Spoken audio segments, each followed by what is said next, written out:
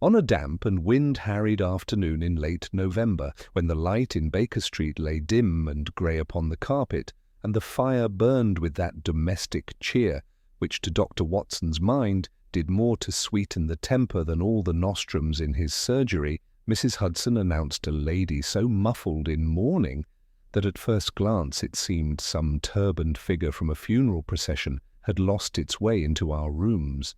She was slight, but her bearing suggested a degree of dignity straining against shock. The veil she raised showed a pale and finely cut face with eyes that had the brittle brightness of those who have kept their tears in check longer than is good for the heart. Holmes did not rise, but he inclined his head in that particular manner of his which was both encouragement and command. He had been stretched at length upon the settee, long fingers steepled, with the violin idle at his elbow, and an array of monographs upon medieval bindings lying open around him. The arrival, if it disturbed him, did not ruffle him. "You are Mrs. Eleanor Marchand," he said, as the lady hesitated at the threshold. "And though you have come here from Gloucester Place, you have not been home since you left a cab at the corner of Baker Street 10 minutes ago."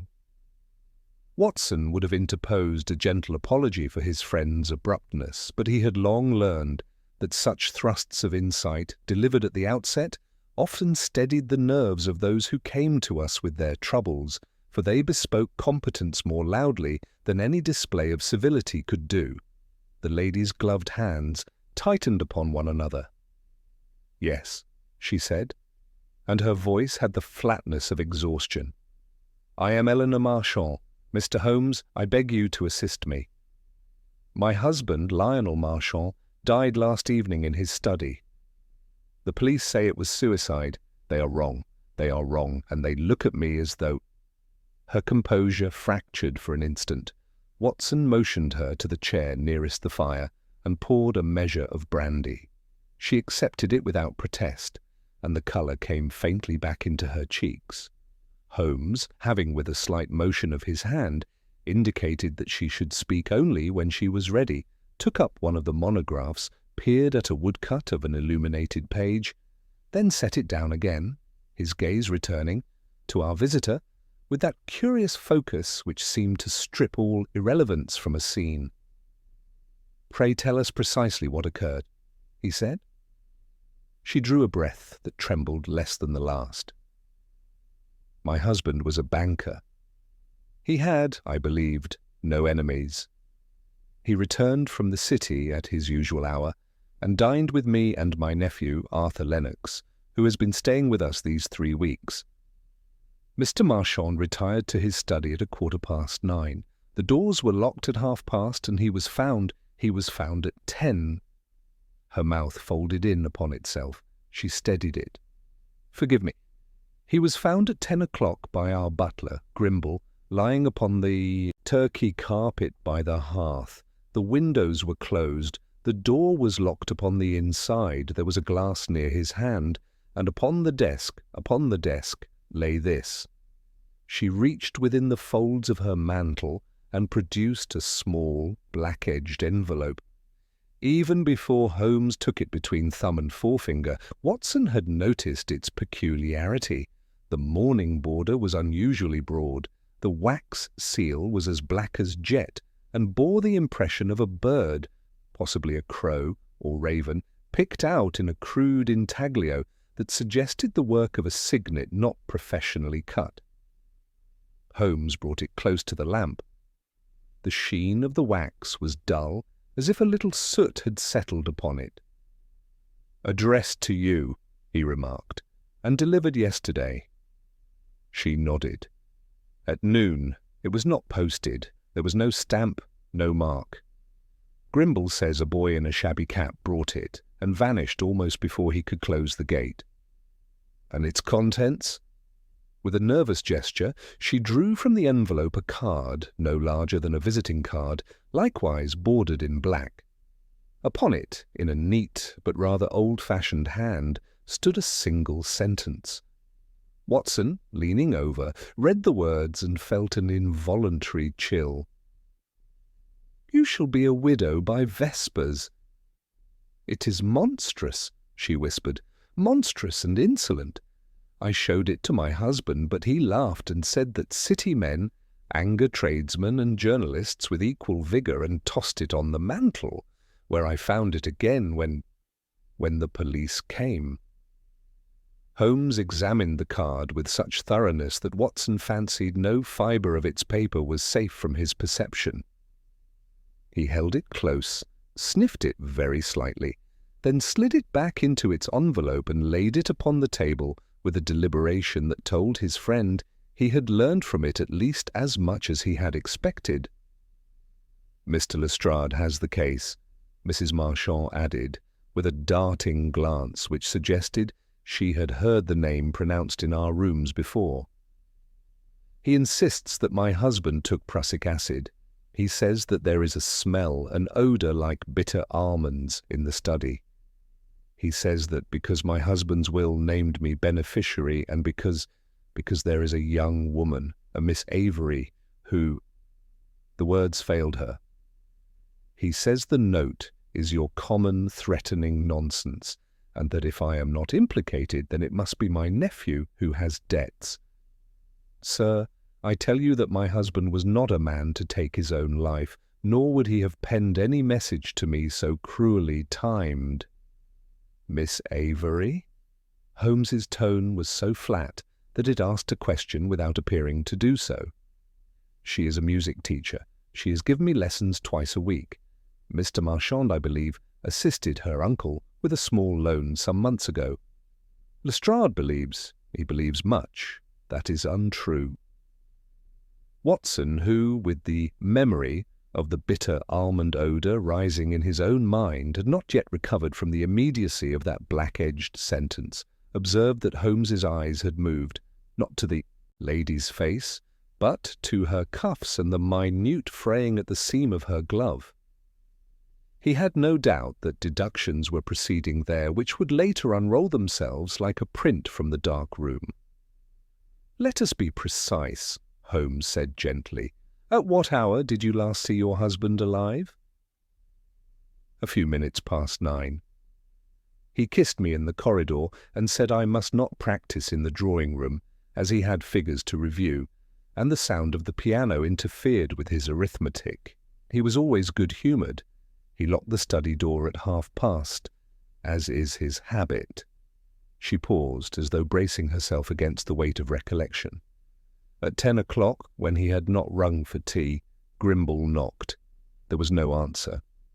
He fetched me. The door would not move. We feared, oh, how little we knew what we feared, and sent Arthur for the police, while Grimble and Hobbs, the footman, forced the door with a shoulder. He lay as I have said, and there was a little froth at his lips." "Was the key in the lock?" "On the inside, yes." "And the windows?" "Closed. The sashes are very stiff. I can scarce move them even when open." "Fire?" "Lo, the grate had been raked before dinner. The room was chilly. There was a smell. Mr. Lestrade called it the smell of almonds. He told me to go away." Holmes glanced at the envelope again without touching it. "You say there is a nephew, Mr. Arthur Lennox, a resident of the house?" "For a little while. He is my sister's boy. His father died last year. He has been idle and unsteady, I will not deny it. He has some knowledge of medicine, in that he served as an assistant to a chemist in Brighton. He's been searching for a situation here in London. Mr. Holmes, Arthur is foolish, but he is not wicked. Who else is in your household beyond Mr. Marchand, yourself, Mr. Lennox, and your servants?" "Only Miss Avery when she comes. Mrs. Patience Avery. She teaches on Tuesdays and Fridays. Yesterday was Friday." "And did she attend?" "Yes, from 7 to 8. She left by the front door, as always, and Grimble let her out. She had, I think, a small parcel wrapped in paper." "Ah," said Holmes softly. His hand, which had lain motionless upon the arm of his chair, moved no more than the width of a nail. Watson, who had learned to watch him as one watches the second hand of a chronometer, thought that in that barely perceptible stir lay the suggestion of some idea forming, as fragile as breath upon a mirror, and as destined, perhaps, to vanish, if not pursued with care. Mrs. Marchand's composure had steadied under Holmes's questions. The act of simply aligning the facts had put a little strength into her back and a steadiness into her voice. She explained further that Mr. Marchand had no known ailment of the heart, that he was a temperate man, and that the only disturbance in their domestic peace of late had been an unsigned communication, which now lay before us, and the small matter of Arthur's debts pressing hard upon him. Lestrade, she alleged, had seized upon these points as if they were handholds cut into rock, and would not relinquish them. "He speaks," she said bitterly, and Watson had rarely heard such bitterness from one ordinarily so composed, as though a woman's grief could be calculated like the interest upon a loan. "He tells me, with what he supposes is comfort, that the law is merciful to those who are driven to acts by passion." "Passion! I am a banker's wife, Mr. Holmes. We set our clocks by the strike of St. Marylebone." Holmes rose suddenly, went to the window, and for an instant the afternoon gloom outlined his profile like an etching, the hawk-like nose, the mobile mouth, the keen eyes in which there burned, even in idleness, the promise of peril to wrongdoers. He turned again, the whole length of him seeming to vibrate with a purpose that Watson, for all his familiarity with it, found not a little stirring. "Lestrade is a very zealous officer," he observed, and the dryness of his tone said the rest. "The odour you mention is of prussic acid. It is one of those poisons which fly, as it were, upon a wing. They are swift to strike and swift to depart. It is curious that your husband should choose such a weapon for himself, if he chose at all. It is curious that he should have locked his study before he drank from the glass. It is curious that someone took the trouble to inform you of his death in advance." Mrs. Marchand pressed a handkerchief to her mouth. "Then you will take the case?" "Madam," Holmes said, and his voice, while as spare as ever, had acquired that sympathetic cadence which he could command when it served him, "I will come at once to Gloucester Place. Dr. Watson will accompany me." "You will do me the favour of leaving that letter with me for the present. I anticipate that by tomorrow morning it will have told me something that is not obvious to Mr. Lestrade. One further question. When your husband laughed at the note, what did he do with it?" "He laid it on the mantel, as I said, above the grate. It was still there when... She could not finish. Holmes nodded as though he had expected that response. "Come," he said. "Watson, your coat. The air promises to be devoid of pea soap, and I confess that it is not in such weather that London most becomes itself. Mrs. Marchand, we shall take a hansom behind you, if you please. I should like to see the room in the state in which Mr. Lestrade has left it, before any further well-meaning hands alter its tale." The lady rose, a little steadier than when she came. At the door she paused, as though some recollection had brushed against her mind with the lightness of a moth's wing. "There is one thing more.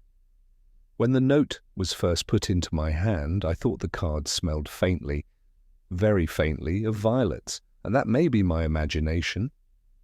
Holmes's lips curved, not quite into a smile. "Imagination is a poor witness when it runs ahead of facts, Mrs. Marchand," he said. "But when it lags behind, it can be a very sound one. Pray do not repent of mentioning the violets."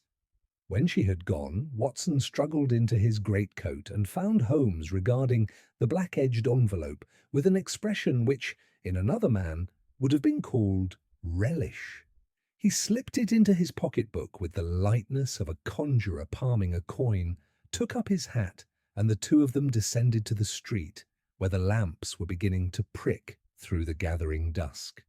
A damp wind leaned upon the roofs of London, and out of that restless ocean of the city there rose to meet them the case which, though Watson could not guess it then, was to prove one of those strange instances in which a single phrase, a door locked upon the inside, and a piece of scented card would tether together lives as disparate as those which pass each other unseeing under the same sky. The hansom that carried us through the darkening streets moved with the steady rhythm of London itself, wheels rattling over wet cobblestones as the first gas lamps began to pierce the gathering dusk. Holmes sat silent beside me, his long frame folded into contemplation, fingers drumming against his knee in that pattern I had learned to recognize as the external sign of an active intellect arranging the elements of a puzzle. The black-edged envelope protruded slightly from his waistcoat pocket, and I observed his hand move toward it more than once before checking itself, as though he were resisting the impulse to examine it again until some further evidence should present itself. "Observe, Watson," he said suddenly, his voice cutting through the clip-clop of hooves, "how each of these street lamps casts its circle of illumination, yet between them lie pools of shadow where anything might transpire unseen. So it is with human affairs. We focus upon what is lit, while the truth often dwells in the spaces between." He paused, his keen eyes reflecting the passing lights. "Our Mrs. Marchand carries the mark of a shock that runs deeper than mere grief. There is defiance in her sorrow, a refusal to accept the obvious.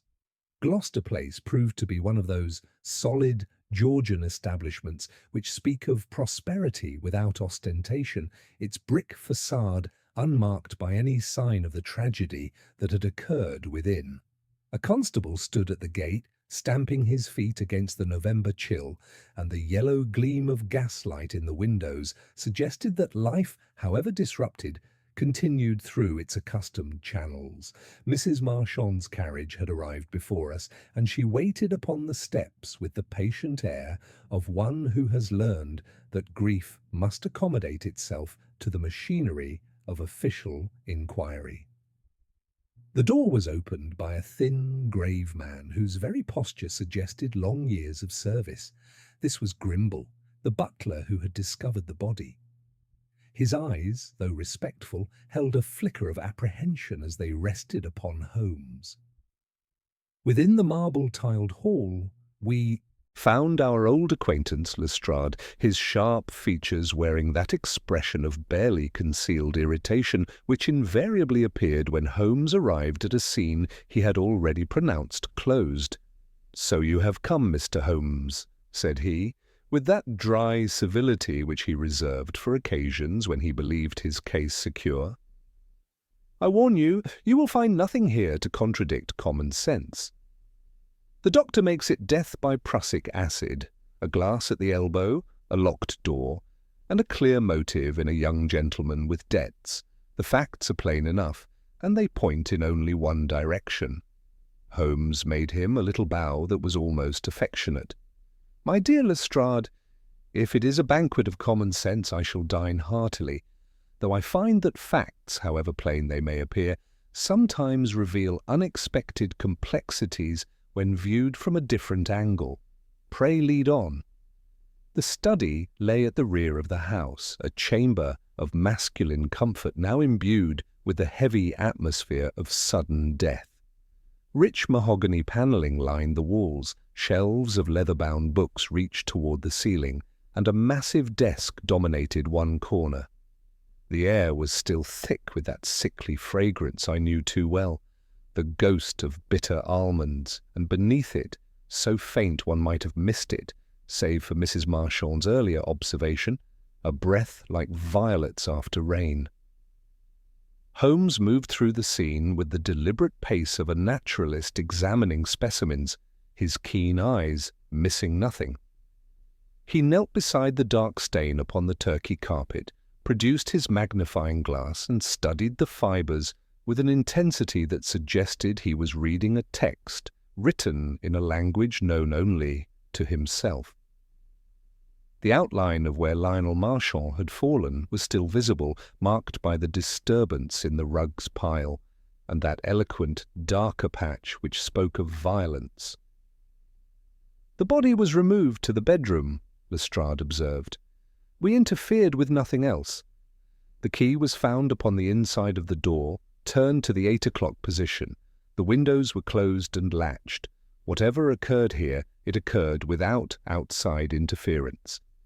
Holmes examined the crystal tumbler that had been left near the stain, holding it to the light and inhaling deeply of whatever fragrance might linger about its rim. From there he proceeded to the fireplace, kneeling upon the hearth and peering up into the chimney with his glass. He rose and moved to the windows, testing the latches with methodical care, then turned his attention to the desk. The papers scattered across its mahogany surface appeared to be ordinary business correspondence, but Holmes examined each with minute attention. It was only when he reached for the blotting paper that his movements acquired that sudden stillness which I had learned to recognize as the sign that something significant had caught his notice. "Most interesting," he murmured, holding the blotter to the light and studying its surface with his glass. "Most interesting indeed." Holmes held the blotting paper to the lamplight with the delicacy of a curator examining a manuscript, and gradually, under his practiced scrutiny, the ghost impressions of recent writing began to emerge. With a soft pencil, he lightly shaded the surface, revealing the reversed imprints of words that had been pressed through from the page above. I watched as his eyebrows rose fractionally. That subtle signal I had learned to recognize as the mark of a significant discovery. "Most illuminating," he murmured, studying the revealed text. "We have here the name Patience Avery written twice, as though to fix the spelling in memory. Below it, a series of calculations, pounds, shillings and pence, with corrections that suggest anxiety rather than mere arithmetic. And here, most interesting of all, the word Arthur, followed by Brighton and what appears to be a time notation." Lestrade stepped forward with evident scepticism. "Scratches on blotting paper, Mr. Holmes? Surely you don't propose to build a case upon such ephemeral evidence?" "On the contrary, Inspector," Holmes replied, carefully folding the paper into his pocket-book. "I find that the most fleeting impressions often leave the most permanent truths." He moved then to examine the crystal tumbler that had contained the fatal draught, holding it to the light and studying its position relative to where the body had been found. "Tell me, was Mr. Marchand left-handed or right-handed?" Mrs. Marchand looked puzzled by the question. "Left-handed, decidedly so.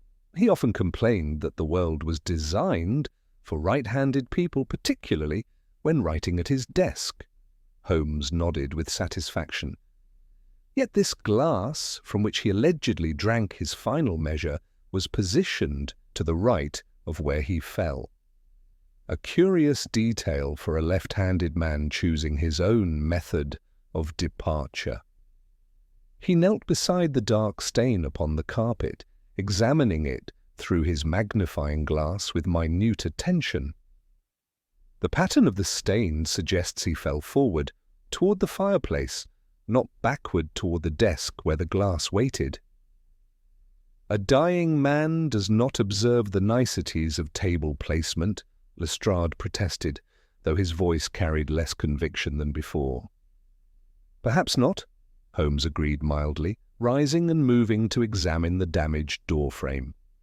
His fingers traced the splintered wood with the delicacy of a physician examining a wound. "Though it strikes me as odd that a man intent upon self-destruction should first lock his door so thoroughly. The key was turned to the full position, was it not? Not merely engaged, but secured, as though against determined intrusion." At this moment, Grimble appeared in the doorway, having been summoned by Mrs. Marchand. Behind him came a young man whom I took to be Arthur Lennox, slight of build, with fair hair and nervous hands that bore the telltale stains of chemical work. His eyes darted between Holmes and Lestrade with the wariness of one who knows himself suspected.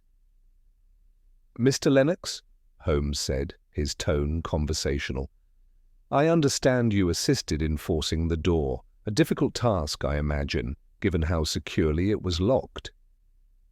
Arthur's voice, when he spoke, carried a tremor he could not quite suppress. "Yes, sir. Grimble and I put our shoulders to it, but the lock held firm. It was only when Hobbs, the footman, added his weight that we managed to break through." "And you have experience with chemicals, I believe, from your time in Brighton?" The young man flushed deeply. "I worked for an apothecary, yes. But if you think that makes me capable of what they're suggesting—" "I think nothing yet," Holmes interrupted gently. "I merely gather facts as a botanist gathers specimens." He turned to Grimble.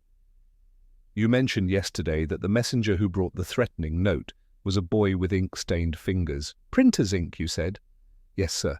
Black smudges on his hands, and his fingernails were quite dark with it. He seemed in great haste to be away." Holmes exchanged a glance with me, and I saw in his eyes that flicker of connection which meant another piece of the puzzle had found its place. "And Miss Avery departed at 8 o'clock, carrying the same parcel she had brought?" "Just after 8, sir. She asked me to call a hansom, as the evening had turned damp. The parcel was wrapped in brown paper, tied with string."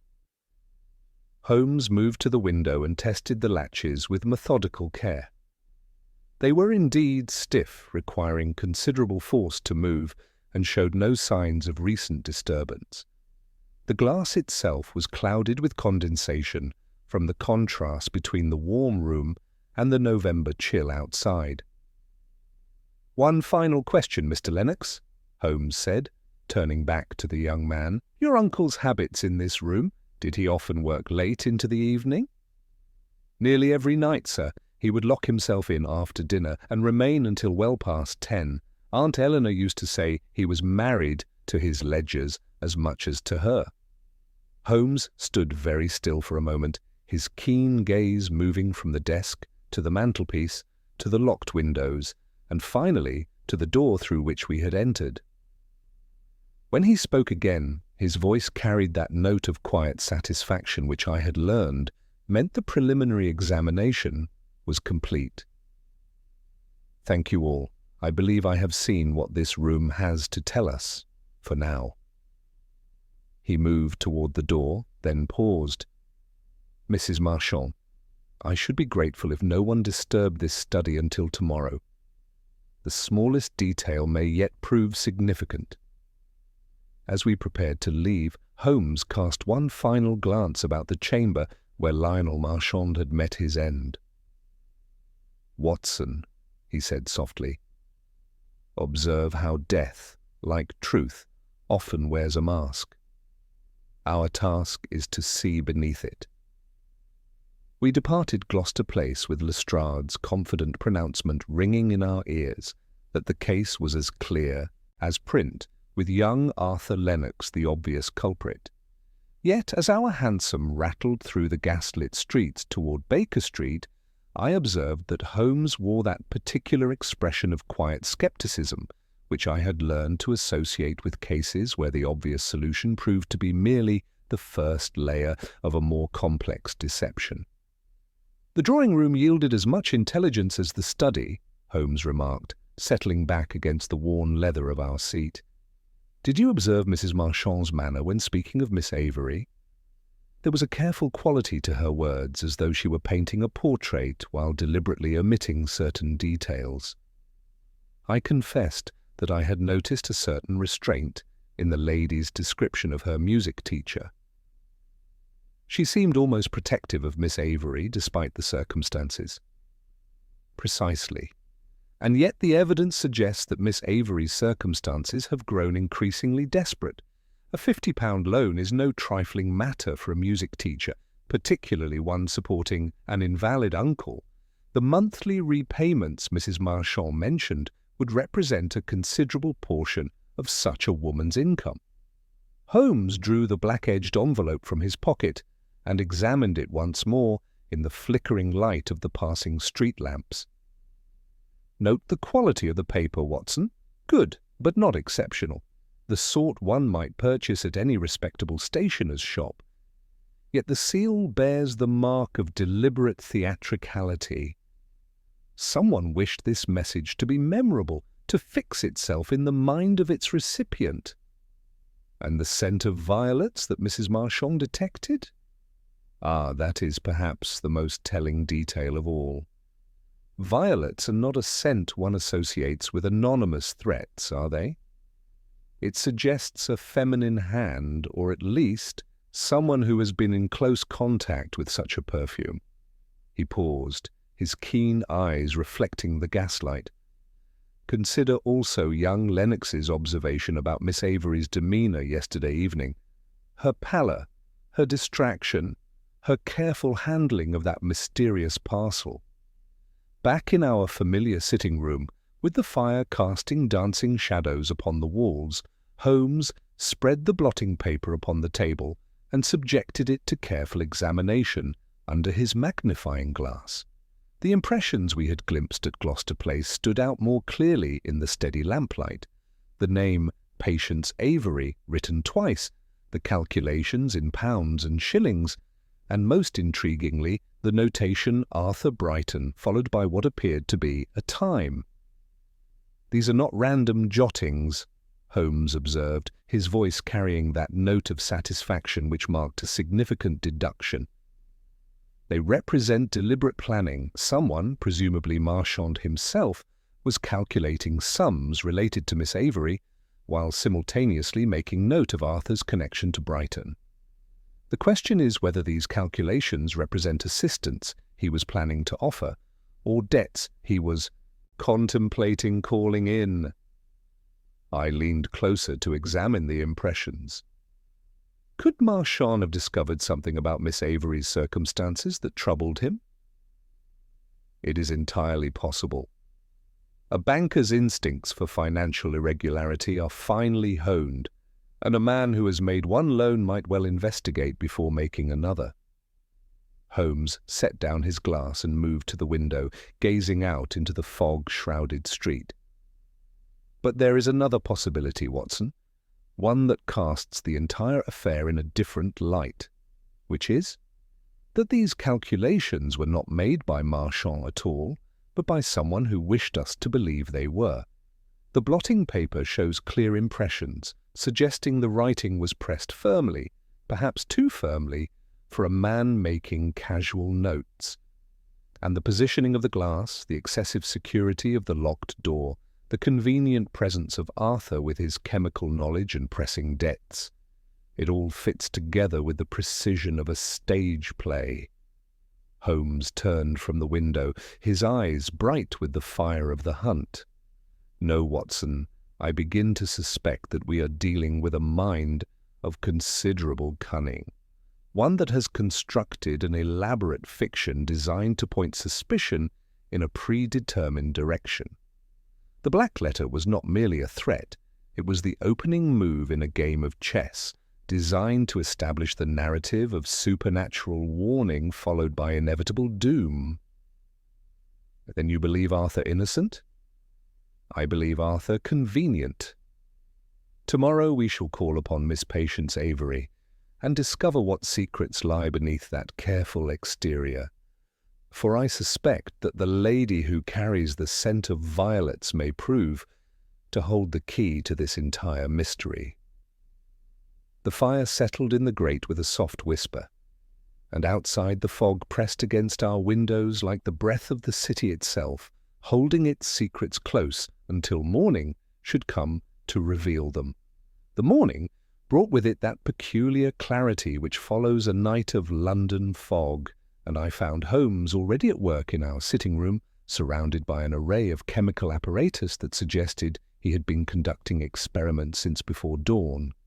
The black-edged envelope lay open upon the table, its contents subjected to what appeared to be a methodical scientific examination. Small glass vials containing various reagents stood in neat rows, and the acrid scent of chemicals mingled with the familiar aroma of his morning pipe. "Ah, Watson," he said, without looking up from his magnifying glass, "observe the fruits of a productive morning. Our mysterious correspondent has revealed far more than they intended." He held the envelope to the light, indicating tiny particles that clung to the wax seal. Lamp black mixed with the sealing wax to deepen its morning hue, but more significantly, microscopic fibers of crepe caught in the adhesive. Someone assembled this hastily, using materials at hand rather than purchasing proper morning stationery. He moved to the card itself, which bore traces of his chemical ministrations. The paper shows embedded particles consistent with a household where engraving work is conducted. Note also these minute impressions along the edge, the mark of type, suggesting our mysterious message was composed in proximity to printing equipment. His eyes gleamed with that satisfaction which marked a significant deduction. The seal itself is not from a proper signet ring, but rather a brass charm or stamp. The lines are too shallow, the impression too crude for professional work. Within the hour we had departed Baker Street, our hansom carrying us through the morning traffic toward the address Mrs. Marchand had provided for Miss Avery. The journey took us across the Thames into Lambeth, where the genteel squares of Marylebone gave way to narrower streets and more modest establishments. The very air seemed different here, heavy with the scent of the river and the smoke of countless chimneys, speaking of lives lived closer to the edge of respectability. The house we sought proved to be a narrow, terraced building, its brickwork darkened by years of London soot. A small brass plate beside the door bore the inscription "Music Lessons Given," and the single ground-floor window displayed a few carefully arranged sheets of music, a modest advertisement for services rendered. Holmes paused before knocking, his keen nostrils dilating slightly, as though detecting some significant scent upon the morning air. Our knock was answered by a woman whose appearance immediately confirmed several of Holmes's deductions. Miss Patience Avery was perhaps 30 years of age, with dark hair arranged simply, and a face that, while possessed of delicate features, bore the unmistakable marks of prolonged anxiety. Her dress was neat, but showed signs of careful mending, and there clung about her person that faint but unmistakable scent of violets which Mrs. Marchand had detected upon the threatening letter. "Miss Avery," Holmes said gently, his voice carrying none of its usual crisp authority, "I am Sherlock Holmes, and this is Dr. Watson. We come regarding the tragic death of Mr. Lionel Marchand. I believe you may be able to assist us in understanding certain aspects of this unfortunate affair." Her reaction was immediate and telling, a slight widening of the eyes, a barely perceptible step backward, and a tremor in the hand she clasped before her. "Mr. Holmes, the police have already spoken with me. I told Inspector Lestrade everything I know about yesterday evening." "Perhaps," Holmes replied, "but I find that different questions often yield different answers. Might we come in? I believe your uncle is also at home, and I should very much like to meet him." She led us into a small parlour dominated by an upright piano whose keys showed the wear of constant use. The room was spartanly furnished but scrupulously clean, speaking of genteel poverty born with dignity. Upon the mantelpiece stood a small crystal bottle whose contents, I had no doubt, were the source of that violet fragrance, and beside it a daguerreotype of an elderly man with intelligent eyes and ink-stained fingers. "My uncle, Silas Avery," she said, following my gaze to the photograph. He has been unwell of late. The work is hard on his constitution." "He is an engraver, I believe?" Holmes inquired, settling into the chair she indicated. "Visiting cards, perhaps, and small commercial printing?" Her surprise was genuine. Yes, how did you— Yes, he has worked in that trade for 40 years, but his hands shake now and the fine work is difficult for him. At that moment, as though summoned by our conversation, there came the sound of movement from the rear of the house, followed by a fit of coughing that spoke of lungs long abused by chemical vapours and metal dust. The man who appeared in the doorway was the original of the photograph, though aged and bent by his labours. His fingers, as Holmes had predicted, bore the indelible stains of his trade, the black marks of ink and acid that no amount of washing could entirely remove. "Uncle," Miss Avery said quickly, "these gentlemen are making inquiries about Mr. Marchand's death. Mr. Holmes and Dr. Watson." Silas Avery's eyes, though rheumy with age and illness, held a sharpness that spoke of a mind still keen despite his physical decline. "Gentlemen," he said, his voice hoarse but respectful, "a terrible business. Patience has told me of it. Mr. Marchand was a good man, patient with our circumstances." Holmes rose and moved to examine a small collection of brass stamps and seals that lay upon a side table, the tools of the engraver's trade. His fingers hovered over them with the delicacy of a pianist selecting keys, and I observed his particular attention to a small brass charm engraved with the figure of a bird. "You do fine work, Mr. Avery," Holmes observed. "This rook, for instance, quite detailed for such a small piece."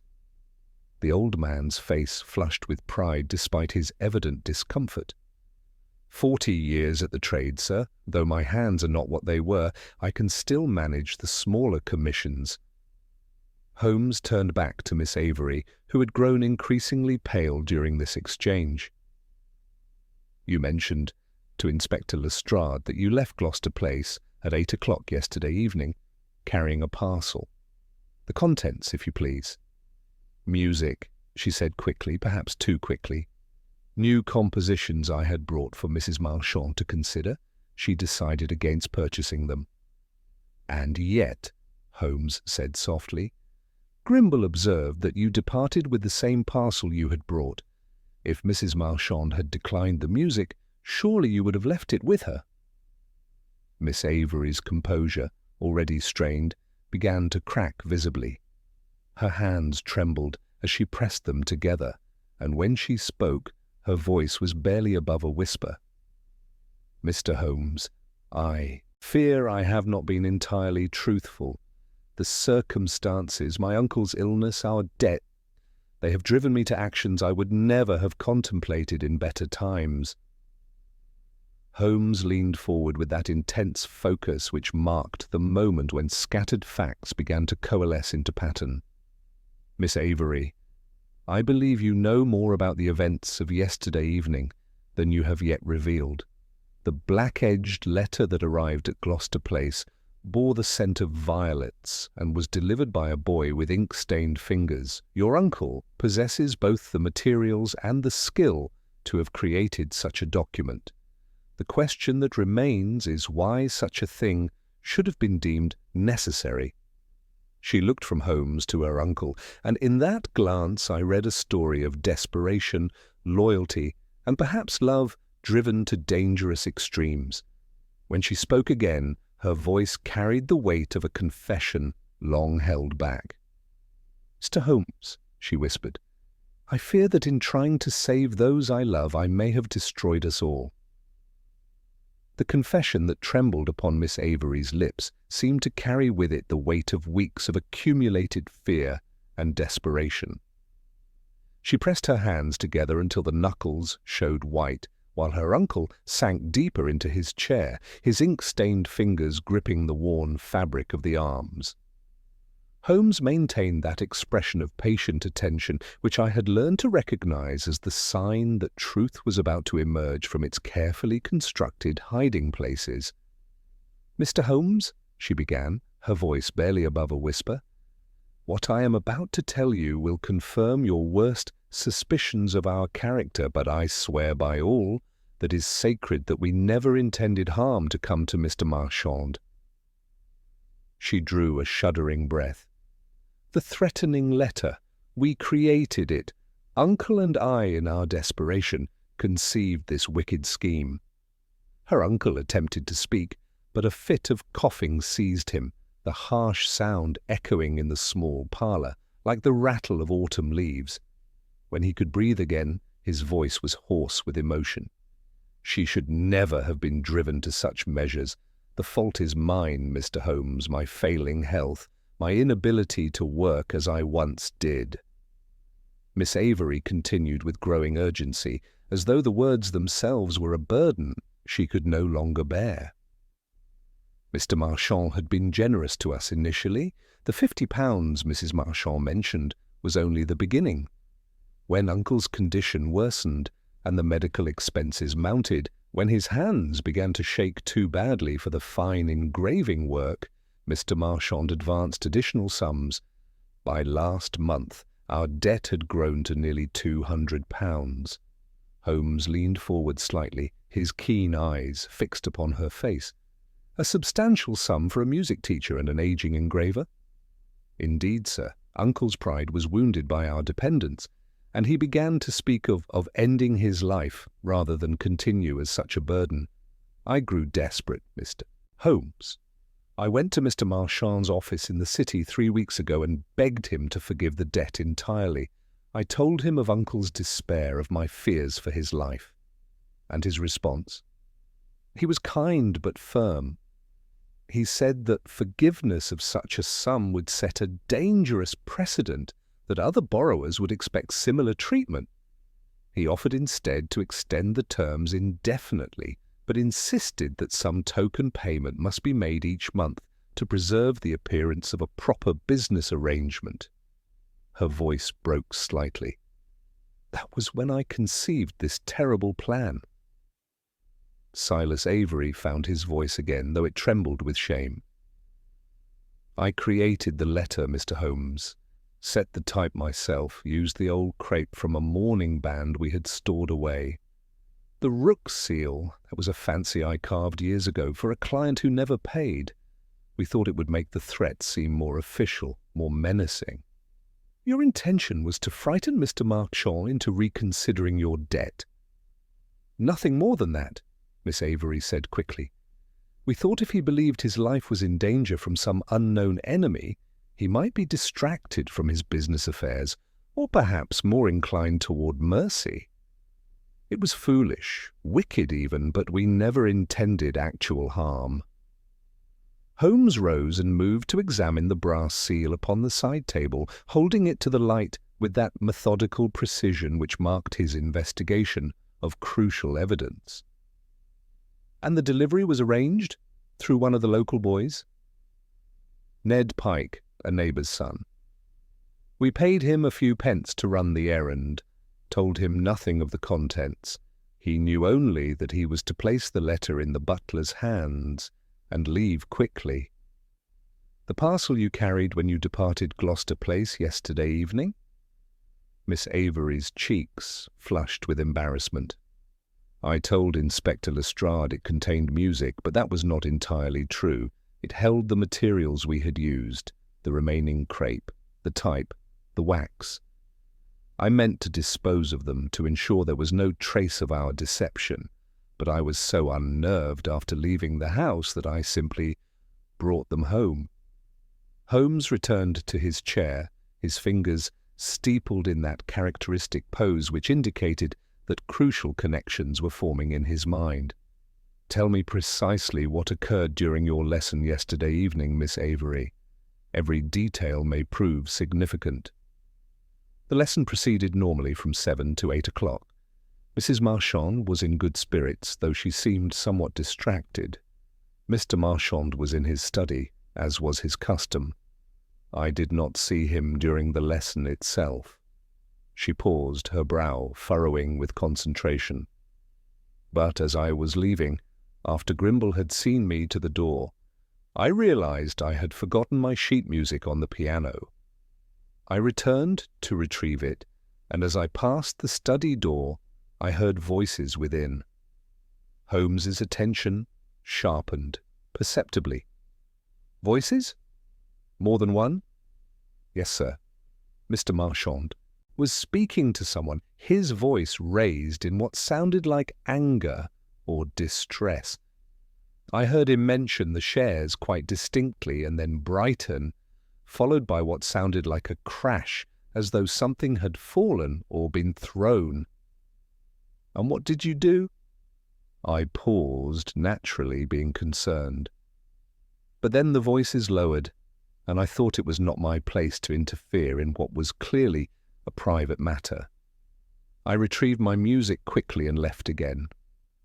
I saw no one else in the corridor, though I assumed he might have been arguing with young Mr. Lennox. Holmes exchanged a significant glance with me, and I knew that this revelation had provided the missing piece of a puzzle that had been troubling him since our examination of the blotting paper.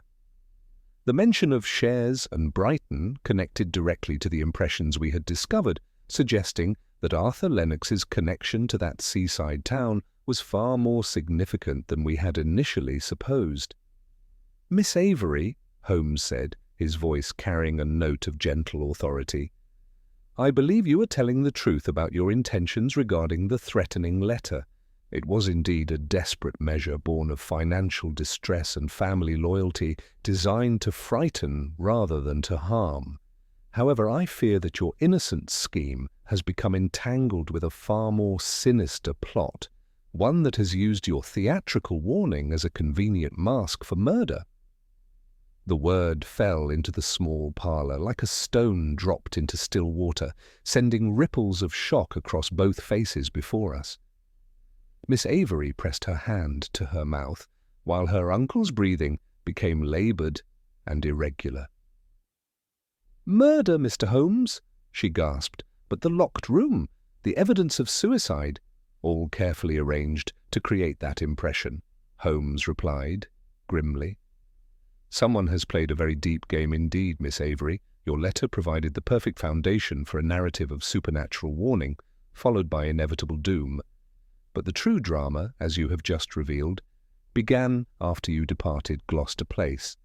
The argument you overheard, the mentions of shares and Brighton, the crash, these suggest that Mr. Marchand's final hour was far more turbulent than the peaceful suicide scene would have us believe."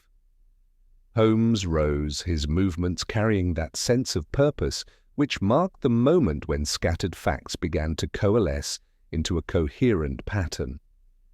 "You have been most helpful, both of you. Your candour, however painful, has served to illuminate a crucial aspect of this affair. The black letter, while a grave error in judgment, was merely the opening act in a drama whose true villain remains hidden behind the scenes." As we prepared to leave, Holmes turned back to face them both. "I must ask that you speak of this conversation to no one, particularly not to Inspector Lestrade, until I give you leave to do so. The murderer believes their deception complete, and that belief may prove to be their undoing." The morning air felt sharp and clean after the close atmosphere of the small parlour, and as our hansom carried us back toward the Thames, I could see that Holmes's mind was working with that intense focus which marked the approach of a solution. "The pieces begin to arrange themselves, Watson," he said, his eyes bright with the fire of the hunt. The threatening letter was mere theatre, but it provided perfect cover for a more deadly performance. Our next call must be to the city to discover what business dealings connected Marchand with Brighton, and what shares were worth arguing about in a man's final hour. Our hansom carried us through the morning bustle of London's financial heart, where the narrow streets of the city teemed with clerks and merchants pursuing their daily commerce beneath the solemn facades of banking houses and insurance offices. Holmes maintained that contemplative silence which I had learned to associate with the rapid arrangement of facts into coherent patterns, his keen eyes reflecting the gaslight that filtered through the November gloom. The offices of Marchand and Associates occupied a respectable position in King William Street, their polished brass nameplate speaking of established prosperity and discretion. Within, the hushed atmosphere of serious financial endeavour prevailed, broken only by the scratch of steel nibs and the rustle of ledger pages. We were received by Mr. Pemberton, the chief clerk, whose black armband and subdued manner bore witness to the tragedy that had befallen the firm. "Mr. Pemberton," Holmes began, having established our credentials, "I am investigating certain aspects of Mr. Marchand's death on behalf of his widow. You were, I believe, his principal confidant in business matters." The clerk's nervous demeanour immediately suggested that he possessed information of significance. "Indeed, sir, for 15 years I had that honour." "A finer gentleman never drew breath, Mr. Holmes. This business of suicide, I cannot credit it, not for an instant."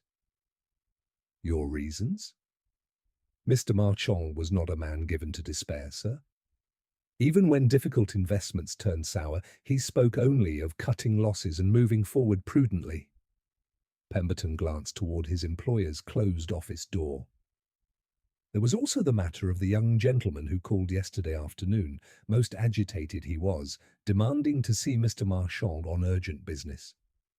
Holmes leaned forward with that sudden intensity which marked a significant revelation. "Young gentleman? Pray describe him." "Fair-haired, slight of build, well-dressed, but with an air of great anxiety about him. He gave his name as Lennox and claimed to be Mrs. Marchand's nephew. He was closeted with Mr. Marchand for near an hour, and when he departed, both men seemed greatly disturbed by their interview." "Did you overhear any portion of their conversation?" Pemberton hesitated, clearly torn between discretion and the desire to assist our investigation. "I could not help but notice that voices were raised, sir. Mr. Marchand mentioned something about shares held in trust and Brighton obligations most distinctly. The young gentleman appeared to be pleading for some form of assistance or forbearance. The pattern was becoming clearer with each revelation." Holmes exchanged a meaningful glance with me before continuing his inquiries. "These Brighton investments, can you provide specific details?" "Certainly, sir. Mr. Marchand had undertaken to finance a railway venture connecting Brighton to the surrounding countryside. The initial prospects appeared sound, but construction difficulties and cost overruns led to catastrophic losses. Several investors were affected, including some who had entrusted their funds entirely to Mr. Marchand's judgment." "Among them, perhaps, young Mr. Lennox?" Pemberton nodded gravely. The young gentleman had inherited a modest sum from his father's estate, some £300. At Mr. Marchand's suggestion, it was invested entirely in the Brighton railway shares. When the venture collapsed last week, the entire inheritance was lost. The implications struck me with considerable force. Arthur Lennox was not merely a nephew seeking temporary accommodation, but a young man whose financial future had been destroyed by his uncle's investment advice. The debt of gratitude had been transformed into something far more complex and potentially dangerous. "Mr. Marchand's habits regarding important documents?" Holmes inquired with apparent casualness. "He invariably carried sensitive papers home in a red Russia leather dispatch case with brass fittings, which he kept beside him in his study when working late. He was most particular about maintaining possession of crucial documents." Holmes made a note in his pocketbook with evident satisfaction. One final question: had there been any recent developments regarding the failed railway venture? "Why, yes, sir. Only this week we received inquiries from a London consortium interested in acquiring the railway assets at a substantial discount. Mr. Marchand was investigating whether the original share certificates might retain some value under such circumstances." As we departed the offices, Holmes wore that expression of grim satisfaction which marked the moment when scattered facts began to resolve into clear lines of motive and opportunity. The afternoon sun cast long shadows through the city's canyons, seeming to mirror the dark pattern of deception we were uncovering. "The net tightens, Watson," he observed as we settled into another hansom. Arthur Lennox possessed both compelling motive and intimate opportunity. His inheritance destroyed by his uncle's advice, his future prospects ruined, and the tantalizing possibility that the very certificates his uncle retained might yet prove valuable. It forms a triangle of desperation, resentment, and hope that might drive a young man to desperate measures. Upon our return to Gloucester Place, Holmes immediately dispatched a telegram to Lestrade requesting confirmation of a single crucial detail. The reply arrived within the hour. No red dispatch case found among effects. Mrs. Marchand confirms he carried it home last evening. Lestrade. Then we may state with confidence that crucial documents have been removed, Holmes declared. If suicide, why remove the very papers that might have vindicated the dead man's investment decisions? If murder, why indeed, unless those papers were the primary object from the first? Holmes moved directly to the study, where he subjected the damaged door frame to minute examination. His attention focused particularly upon the area around the lock mechanism, and presently he produced his magnifying glass to study something that had escaped Lestrade's notice.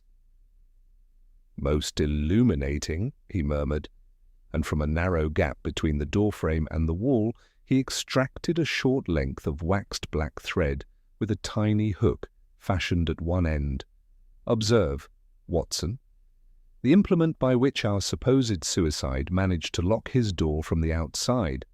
The significance of this discovery was immediately apparent. Holmes demonstrated how the thread could be passed under the door, the hook used to turn the key from the corridor, and the thread then withdrawn, leaving no trace save for this single strand that had caught upon the splintered wood. "Lestrade," Holmes said quietly as the inspector appeared in the doorway, "your suicide has learned to lock doors from the outside. I fear we must abandon the comfortable theory of self-destruction and embrace the more troubling reality of calculated murder." The late afternoon light slanted through the study windows, illuminating the scene where Lionel Marchand had met his end, and I realized that we stood upon the threshold of revelations that would transform this case from a domestic tragedy into something far more sinister and complex. Lestrade's expression underwent a remarkable transformation as Holmes demonstrated the mechanism by which the study door could be locked from the outside.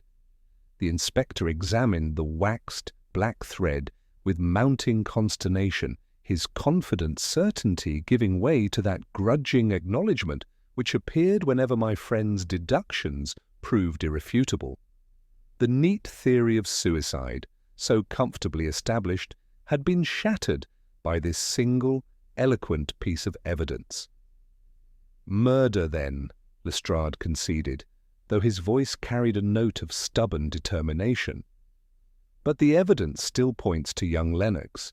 He had the motive, the opportunity, and the knowledge of chemistry. This thread device merely proves premeditation. It makes his guilt more certain, not less."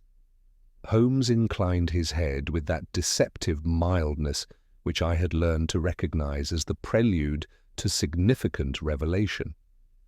"Perhaps, Inspector, but let us examine what other secrets this room may yield before we commit ourselves to any single theory." He moved to the fireplace and knelt upon the hearth, subjecting the cold ashes to minute examination with his magnifying glass. "The fire had been raked low before dinner," Holmes observed, his voice carrying that note of quiet satisfaction which marked a significant discovery. "Yet observe these traces of recent burning among the ashes. Paper, certainly, and something else." With delicate precision, he extracted several fragments from the grate, charred remnants of what appeared to be official documents, and most tellingly, a warped piece of brass that had once been part of a hinge mechanism. "The missing dispatch case," I breathed, recognizing the significance immediately. "Indeed, Watson, our murderer was thorough in destroying evidence, but not quite thorough enough. The Russia leather has left its distinctive residue, and these document fragments bear the remnants of railway company letterheads. Holmes rose, dusting ash from his hands. The question is whether these certificates were destroyed to conceal their worthlessness or to prevent the discovery of their unexpected value. At that moment, Mrs. Marchand appeared in the doorway, accompanied by Arthur Lennox. The young man's eyes moved immediately to the fragments in Holmes's hands, and I observed a slight tightening around his mouth that suggested both recognition and alarm. His pale complexion had grown even more wan, if such a thing were possible, and his hands trembled slightly as he clasped them before him.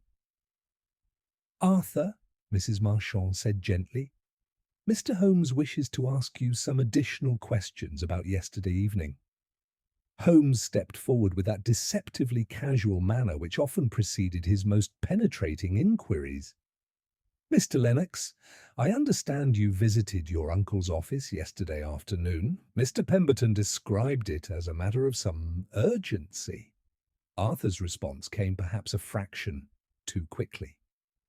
"Yes, there were financial matters we needed to discuss. My inheritance, the Brighton Railway shares. I hoped Uncle Lionel might have found some way to recover a portion of the loss." "And his response?" "He was sympathetic, but explained that the shares were worthless. The railway company had collapsed entirely." Arthur's voice carried a note of bitter disappointment. "He assured me he felt a moral obligation to assist me in finding suitable employment, despite the unfortunate outcome of his investment advice." Holmes nodded thoughtfully, though I detected in his manner that coiled tension which marked the approach of crucial questions. "Most generous of him. Yet I find it curious, Mr. Lennox, that these allegedly worthless certificates should have been brought home in his dispatch case and subsequently burned in this very grate. Why destroy documents that possess no value?" The young man's composure wavered visibly, though he struggled to maintain his air of innocent cooperation. I cannot explain that, Mr. Holmes, perhaps Uncle Lionel wished to spare me the pain of seeing them again. Perhaps, Holmes agreed mildly. Or perhaps these certificates were not as worthless as you had been led to believe. Tell me, did your uncle mention anything about a London consortium's interest in acquiring the railway assets? Arthur's face went ashen, and for a moment he seemed unable to speak. When he found his voice, it carried a tremor that betrayed his inner turmoil. He said there might be some possibility of recovery, but that such matters took time and were uncertain at best. Holmes moved closer, his keen eyes fixed upon the young man's face. "Mr. Lennox, I put it to you that you learned of this consortium's interest through other means, that you discovered your supposedly worthless inheritance might yet prove valuable, and that this knowledge drove you to desperate measures." "You cannot prove any of this!" Arthur burst out, his careful composure cracking entirely. "The door was locked, the room was sealed." "All true," Holmes interrupted calmly. "But you forget the thread, Mr. Lennox, the waxed black thread that allowed the door to be locked from the outside, a clever device requiring both premeditation and considerable nerve." Arthur sank into a chair, his face reflecting a mixture of defiance and despair. "Even if what you suggest were true, which I do not admit, how could I have obtained prussic acid? How could I have known Uncle Lionel's habits so precisely? Your experience at the Brighton chemist's shop would have provided access to the poison," Holmes replied. "And as for your uncle's habits, you had been living in this house for 3 weeks, ample time to observe his routines, to note when he locked himself in his study, to plan your approach." Mrs. Marchand pressed her handkerchief to her lips, her face reflecting the horror of understanding. "Arthur, please tell us the truth. If you are innocent, we shall stand by you. If you are guilty—" "I am not guilty of murder," Arthur cried, his voice breaking with emotion. Yes, I argued with Uncle Lionel about the shares. Yes, I was desperate to recover my inheritance, but I did not kill him. When I left this study yesterday evening, he was alive and well, though angry at my persistence. Holmes studied the young man with that penetrating gaze which seemed to read the very thoughts behind his eyes. At what time did you leave him? Shortly after 8:30. I went directly to my room and remained there until the commotion began downstairs. And during that time, did you hear any sounds from the study? Voices, perhaps, or the movement of furniture? Arthur hesitated, his brow furrowing in concentration. There was something.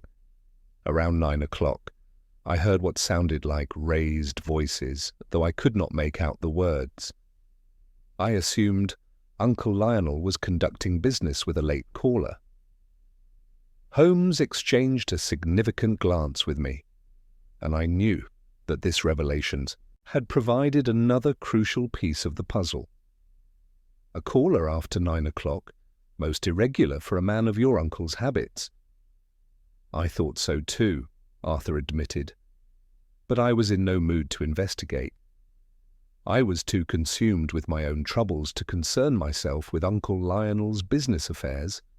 Holmes moved to the window and stood in contemplation for several moments, his keen mind evidently arranging these new facts into a coherent pattern. When he turned back to face us, his expression carried that note of grim satisfaction which marked a significant breakthrough in his reasoning.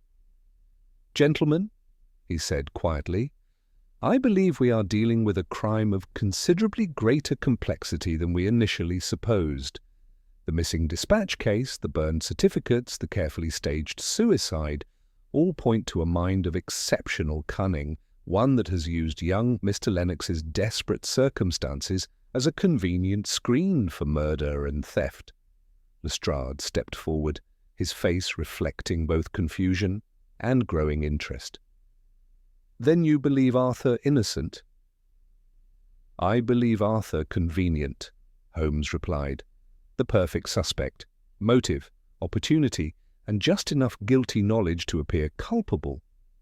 But the true murderer, I suspect, is someone who knew of the railway share's potential value, who understood Marchand's habits intimately, and who possessed both the skill and the nerve to execute such an elaborate deception."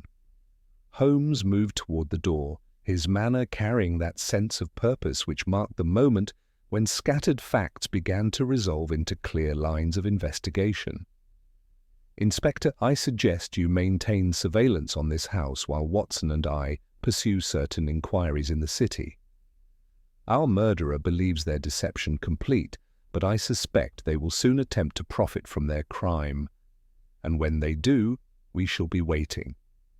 The afternoon light slanted through the study windows, illuminating the scene where Lionel Marchand had met his end, and I realized that we stood upon the threshold of revelations that would transform this case from a domestic tragedy into something far more sinister and complex. The true drama, as Holmes had suggested, was only beginning to unfold. The city received us once more, but this time our destination carried the weight of accumulated suspicion and the promise of crucial revelations. Holmes directed our hansom to the offices of Whitmore and Associates, the London consortium whose interest in the Brighton railway assets had been mentioned by Mr. Pemberton. The building itself spoke of recent prosperity, polished brass, gleaming mahogany, and an air of aggressive commercial ambition that contrasted sharply with the established discretion of older financial houses. We were received by Mr. Whitmore himself, a brisk gentleman whose sharp eyes and ready manner suggested a mind constantly calculating profit and loss. Upon hearing Holmes's credentials and our connection to the Marchand affair, he became immediately more forthcoming, though I detected beneath his courtesy the predatory instincts of a man who saw opportunity in others' misfortunes. "The Brighton Railway venture, yes," he said, settling behind his imposing desk. "A tragic case of initial optimism followed by poor management. However, we believe there remains substantial value in the coastal properties and development rights. Our consortium has made a formal offer for the outstanding share certificates."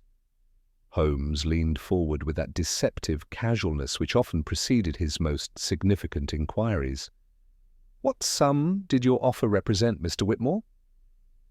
£50,000 for the complete block of certificates, came the reply, delivered with the satisfaction of a man announcing a generous gesture. "Considerably more than their current market value, but we take a long view of coastal development potential." The figure struck me with the force of revelation. £50,000, a sum that transformed Arthur Lennox's lost inheritance from a modest disappointment into a potential fortune, and cast Marchand's assurance that the shares were worthless in an entirely different light. Holmes's expression remained composed, but I detected that slight tightening around his eyes which marked a crucial connection forming in his mind. "When was this offer communicated to Mr. Marchand?" Holmes inquired. "Our formal proposal was delivered to his offices on Wednesday last. We had hoped for a response by the end of the week, but his unfortunate demise has naturally complicated matters considerably." As we departed the consortium's offices, the full implications of this discovery began to arrange themselves with terrible clarity. Marchand had known of the offer when he met with Arthur on Friday afternoon, yet had deliberately maintained the fiction that the shares retained no value. The worthless certificates Arthur believed he had lost represented in reality a fortune sufficient to secure his future indefinitely. "The deception runs deeper than we supposed, Watson," Holmes observed, as our hansom carried us through the afternoon traffic. "Marchand's cruelty to his nephew was not merely the result of failed investment advice, but a calculated attempt to conceal a windfall that rightfully belonged, at least in part, to the young man." Our next destination was a modest brokerage house in Throgmorton Street, where Holmes had arranged to meet with Mr. Calthorpe, a dealer in distressed securities whose knowledge of the railway share market was encyclopedic. The broker, a shrewd man with calculating eyes, confirmed that inquiries about Brighton certificates had indeed been made within the past 24 hours. "A gentleman called this morning," Calthorpe reported, "most particular about specific certificate numbers. He had them written on a slip of paper and read them with great precision. Wanted to know whether the consortium's offer was genuine and whether the certificates might be negotiated privately." "Describe this gentleman," Holmes requested. "Middle height, spare build, well dressed in a clerk's manner. His hands bore the stains of ink, the permanent marks of one who works constantly with pen and ledger. He spoke with the precision of a man accustomed to financial matters, though there was an urgency about him that suggested personal rather than professional interest." Holmes exchanged a meaningful glance with me. The description could fit several individuals connected to our case, but the professional manner and ink-stained hands pointed towards someone with intimate knowledge of Marchand's business affairs. From the brokerage, we proceeded to a chemist's establishment in Marylebone Road, where Holmes presented his credentials and requested examination of the poison book for recent transactions. The proprietor, clearly impressed by Holmes's reputation, produced the heavy ledger without hesitation. Holmes turned the pages with methodical care until his finger stopped at a particular entry. "Here, Watson," he said quietly. "Hydrocyanic acid, purchased Tuesday last. 2 drachms. The signature reads Arthur Lennox, and the address given is Gloucester Place." The chemist leaned forward to examine the entry. "I remember that transaction distinctly, as prussic acid is not commonly requested. The gentleman was most particular about purity and concentration, asked several technical questions that suggested familiarity with chemical properties." "Describe him, if you please," Holmes said. "Perhaps 45 years of age, spare of build, wearing a respectable black suit. He had silvered whiskers, neatly trimmed, and wrote with the careful hand of a clerk."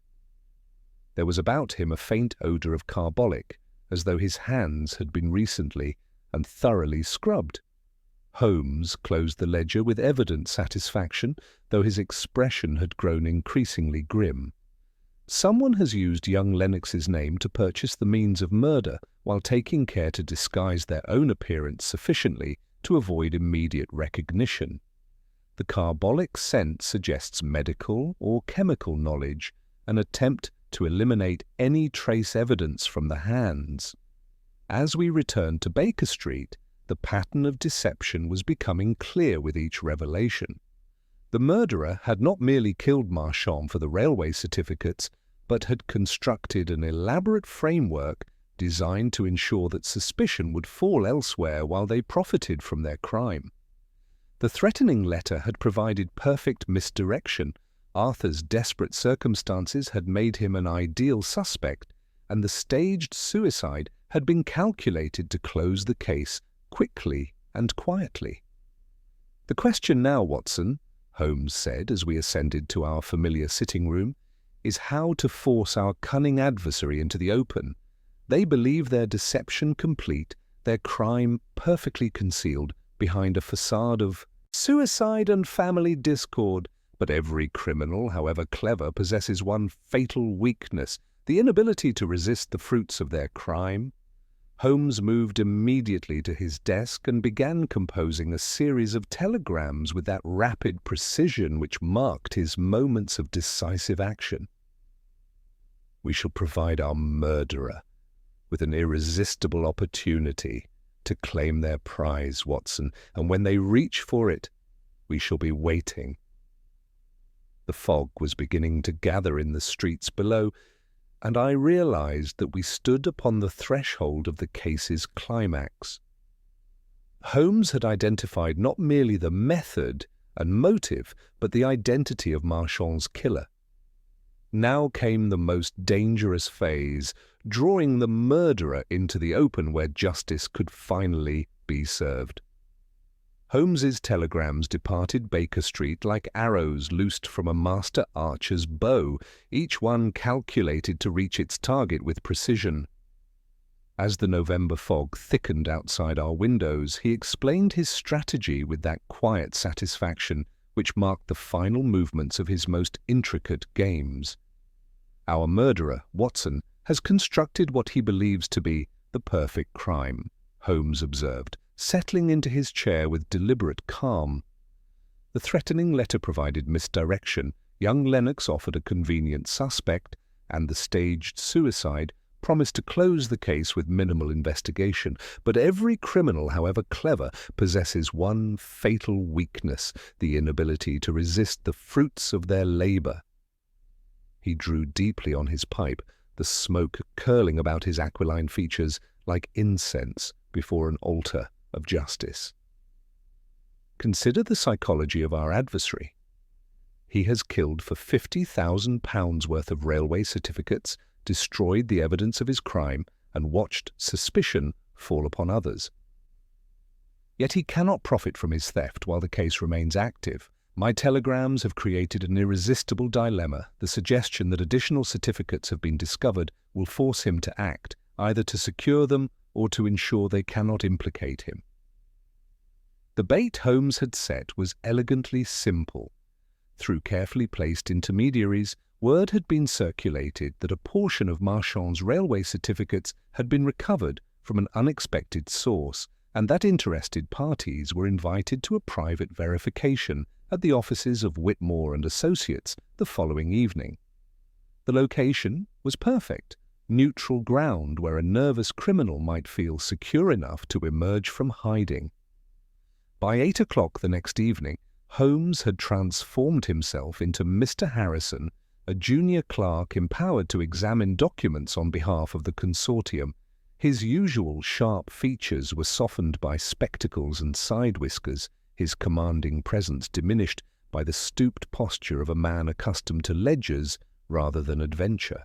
Lestrade and 2 constables waited in the adjoining room, while I positioned myself where I could observe the proceedings through a partially opened door.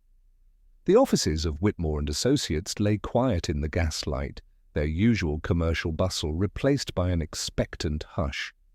Holmes arranged his props with theatrical precision, a cash box, verification documents, and most importantly, a list of certificate numbers that would prove irresistible to our quarry.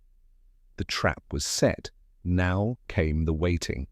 At precisely 9 o'clock, the outer door opened with a careful quietness that spoke of nervous caution. The man who entered matched perfectly the descriptions we had gathered: middle height, spare build, silver-touched whiskers, and hands that bore the permanent stains of ink. There clung about him that faint scent of carbolic which the chemist had noted, and in his careful movements lay the precision of one accustomed to handling valuable documents. "Mr. Harrison?" he inquired, his voice carrying the measured tones of professional discretion. "Indeed," Holmes replied, adopting the colourless manner of a minor functionary. "You have business regarding the Brighton certificates?" Charles Pemberton, for I had no doubt of his identity, approached the table with the wariness of a cat stalking dangerous prey. From within his coat he produced a leather portfolio, its surface bearing those telltale traces of ash that Holmes's keen eyes had noted in the study fireplace. "I represent certain interests in this matter," Pemberton said carefully. "Time is of the essence, and discretion paramount. I understand you have recovered additional certificates from the Marchand estate." Holmes consulted his list with apparent indifference. "A small portion, yes. Perhaps you could verify the numbers of those already in your possession. We must ensure no duplication occurs." The moment had arrived. Pemberton opened his portfolio and began reading certificate numbers with the precision of a man who had memorized every detail. As he spoke, Holmes's finger moved down his list, matching each number with minute care. When the recitation ended, Holmes set down his pen with quiet finality. "Most interesting, Mr. Pemberton," he said, and his voice had shed its clerkly disguise to reveal the clear, cold tones of Sherlock Holmes. "These are indeed the certificates stolen from Lionel Marchand's study after you murdered him." The effect was electric. Pemberton started backward, his hand darting toward his waistcoat, but Holmes was already rising, his long arm reaching across the table to intercept the movement. A small glass vial fell from nerveless fingers, shattering harmlessly upon the carpet. "Inspector Lestrade," Holmes called, and the door burst open to admit the waiting officers. "Allow me to present the murderer of Lionel Marchand, his own chief clerk, who killed him for £50,000 worth of railway shares." Pemberton sagged in his chair as the handcuffs clicked home, his professional composure crumbling like a house of cards. "You understand nothing," he whispered, though the words carried no conviction. 15 years I served that man faithfully, watching him profit from my knowledge while I remained a mere clerk. When I learned of the consortium's offer, I knew my opportunity had finally come. "So you arranged to meet him in his study that Friday evening," Holmes continued remorselessly.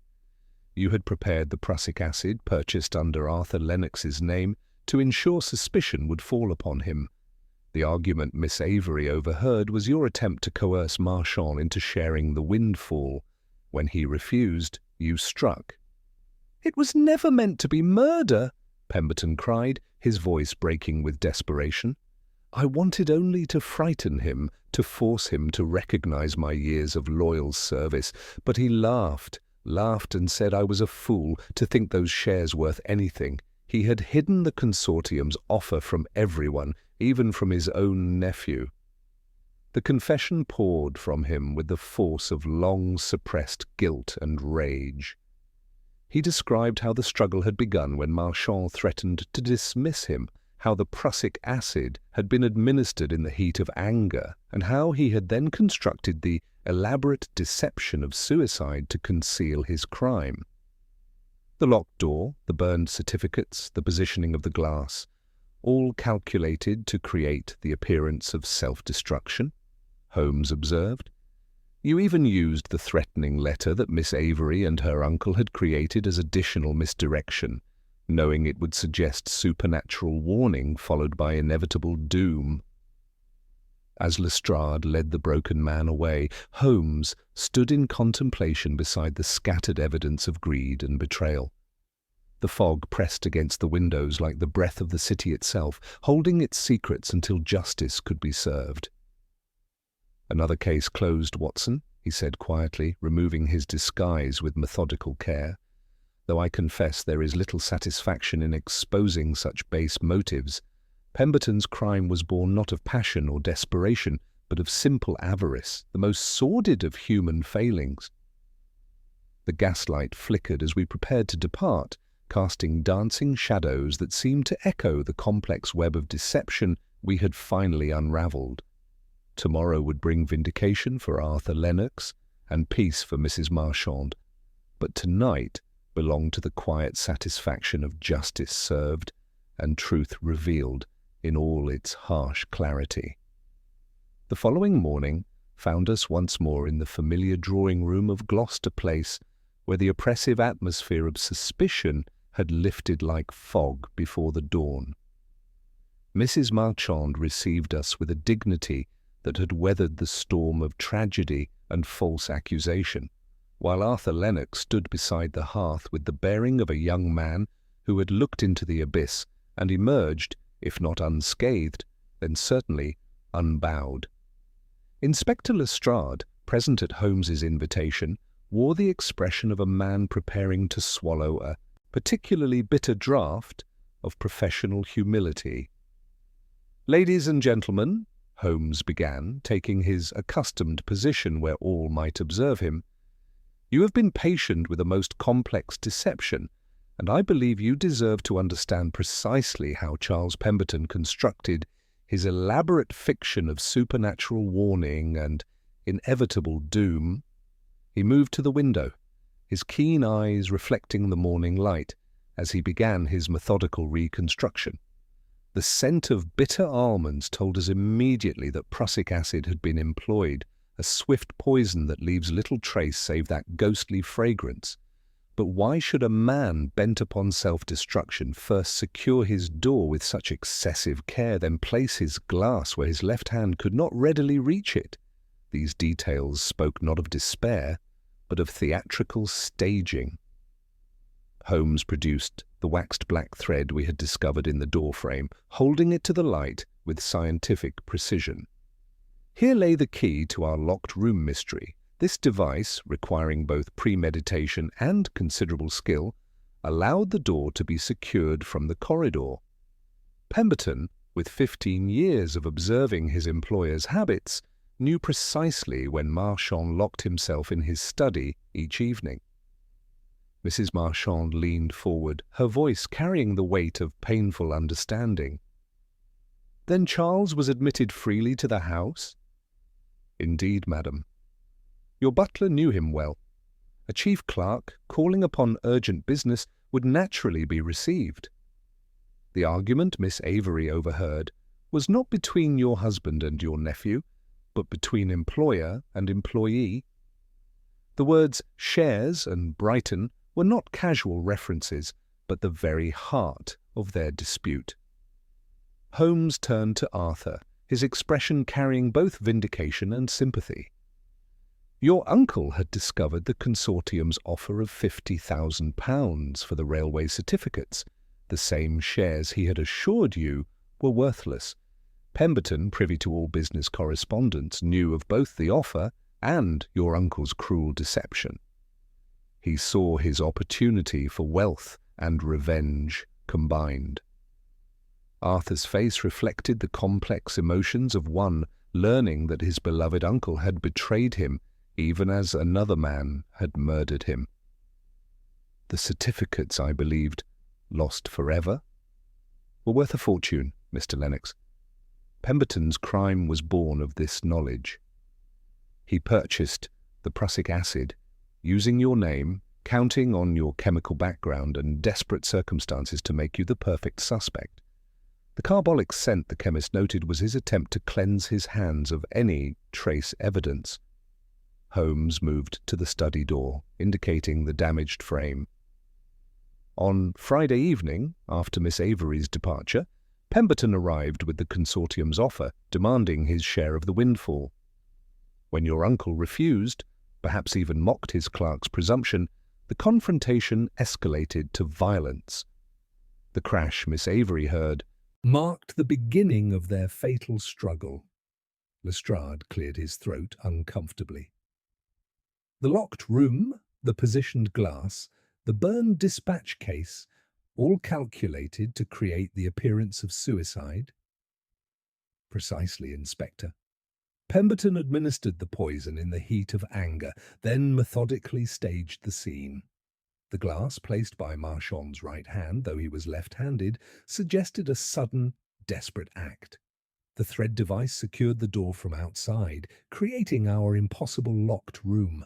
The dispatch case was burned to destroy evidence of the certificate's true value, while leaving enough charred remnants to suggest the destruction of worthless papers.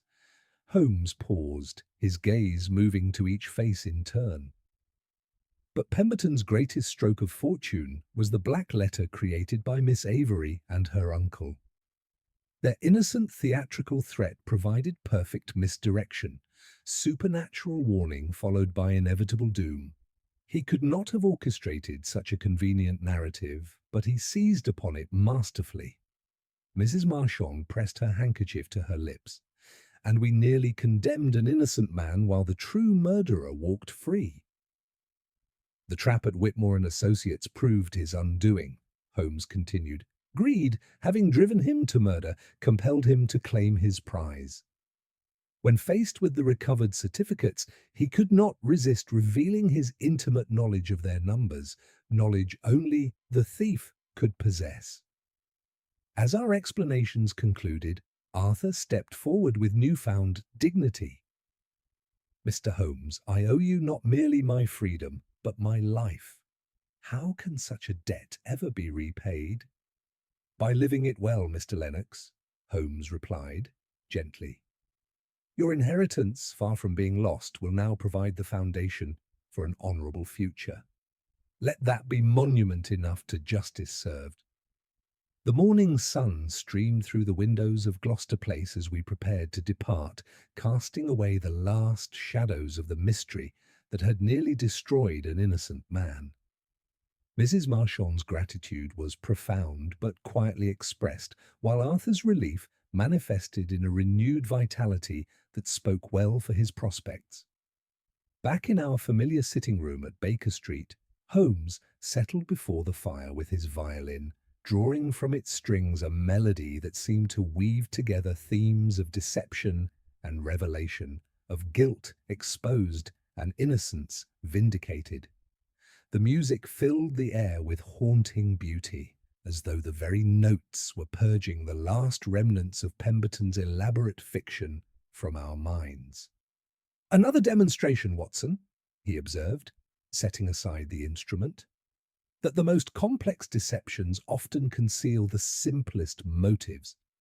Pemberton dressed his crime in the garments of mystery and supernatural warning, but at its heart lay nothing more than common avarice and wounded pride. He reached for his pipe, his keen eyes already showing that distant look which suggested new puzzles were forming in his restless mind. The threatening letter spoke of death by vespers, but it was greed that struck the fatal blow. In the end, the truth has a way of asserting itself, however deeply it may be buried beneath layers of deception. The afternoon light slanted through our windows, and I reflected upon the strange case of the widow's black letter, how a simple act of desperate theatre had become entangled with murder and betrayal, only to be unravelled at last by the patient application of logic and observation. Holmes had once again proven that no deception, however elaborate, could long withstand the scrutiny of a mind trained to see beyond appearances to the fundamental truths that govern human behaviour.